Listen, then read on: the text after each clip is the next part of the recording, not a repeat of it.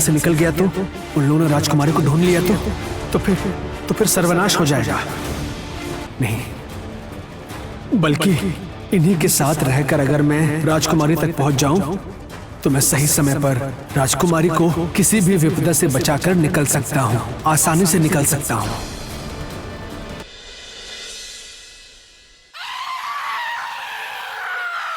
कुछ रानी, मैं नहीं, वो छोटी बहू जो है ना, वो भाग रही थी।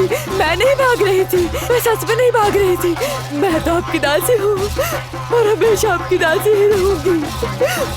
मुझे माफ कर दीजिए कुछ रानी, मुझे माफ कर दीजिए। दीदी, आखिर ये आप क्या कर रही हैं? उसके पैरों पर क्यों गिर रही हैं? क्यों गिर रही हैं? उठ जाइए, उठिए दीदी, उठिए। उसके पैरों में गिर के कोई मतलब नहीं।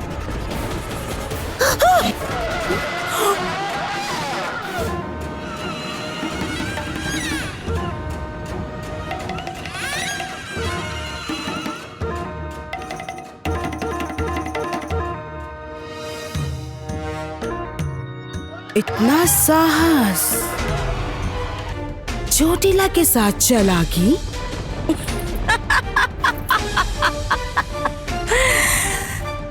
खुश रानी चोटिला की ताकत का अंदाजा नहीं है तुम्हें। क्या सच में तुम्हें कुछ नहीं पता? क्यों सही कहा ना छोटी राजमाता?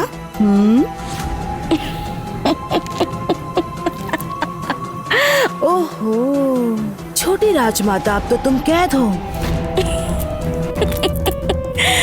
इसीलिए चोटिला की तरफ से थोड़ा सत्कार तो होना चाहिए, है ना?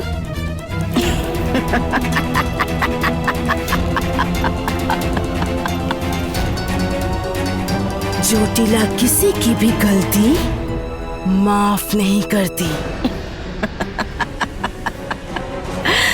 मुझे तुम्हारी अभी थोड़ी जरूरत है, इसीलिए मैं नहीं मारूंगी, लेकिन तुम्हारा मरना तो तय है। धीरे धीरे, तड़प तड़प कर, तरसा तरसा कर मारूंगी। तुम मौत की भीख मांगोगी, लेकिन मैं मरने नहीं दूंगी।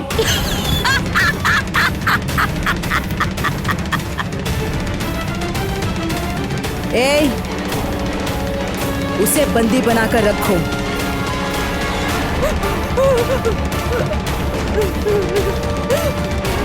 कुछ रानी, मुझे माफ कर दीजिए। मुझे बंदी मत बनाइए। मैं आपकी दासी हूँ, मैं आपकी दासी हूँ। कुछ रानी, मुझे बंदी मत बनाइए। कुछ रानी, मेरी बात मानिए। कुछ रानी, मुझे बंदी मत बनाइए। तुम मुझे मारना चाहती हो तो मार दो, लेकिन तुम रूपमती को कष्ट देने की बिल्कुल कोशिश मत करना। बहुत अच्छा हुआ जो रूपमती कहीं छिपी हुई है।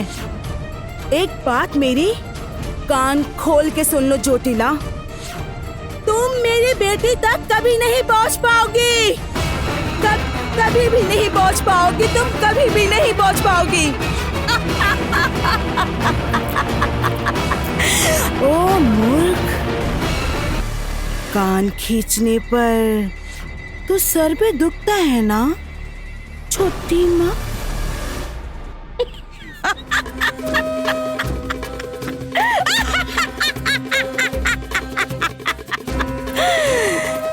छोटी राजमाता के शरीर से जब उनका खून बहेगा, जब वो तड़पेगी, तरसेगी, छटपटाएगी, तब क्या उसकी प्यारी रूपमती नहीं आएगी? तब छोटी माँ का दिल तो तड़पेगा, तब तक तो उनकी जान चली भी जाएगी। है ना छोटी माँ?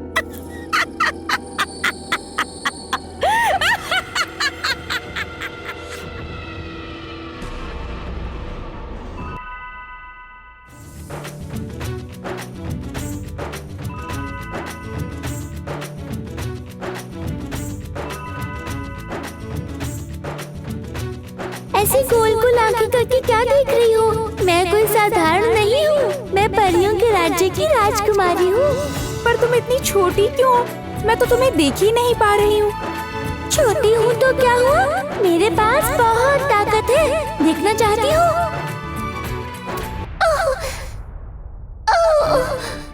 अरे रे, ये क्या कर रही हो तुम? तुम्हें चोट तो नहीं लगी?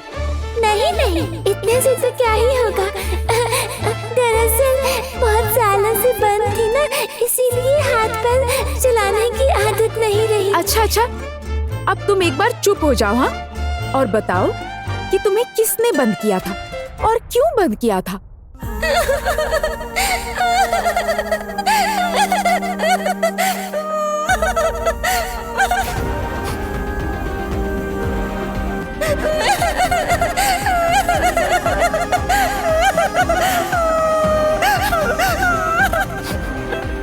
अरे अरे, रो क्यों रही हो?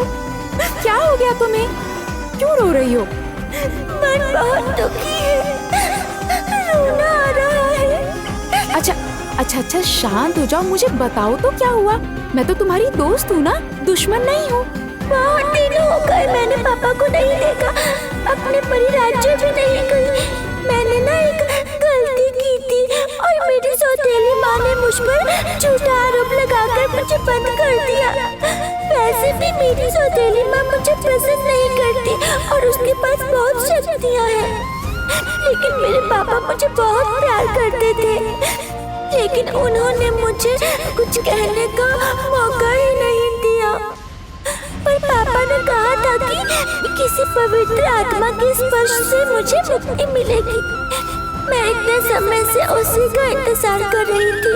फिर कुछ दिन पहले ही मैंने पहली बार तुम्हारी आवाज सुनी।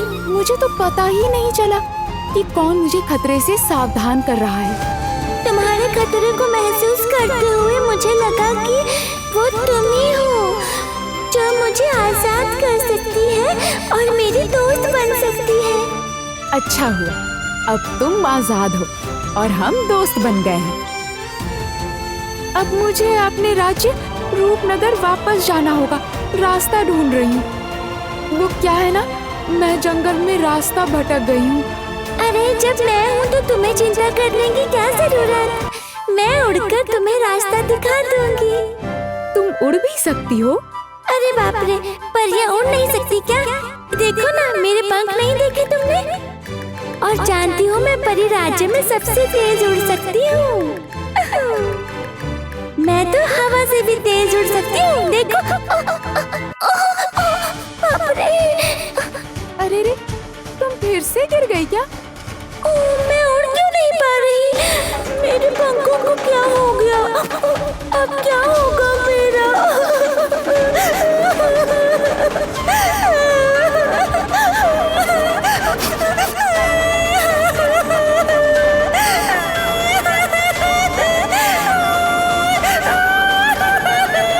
अरे रे, ओ तुरतरी, रो मत।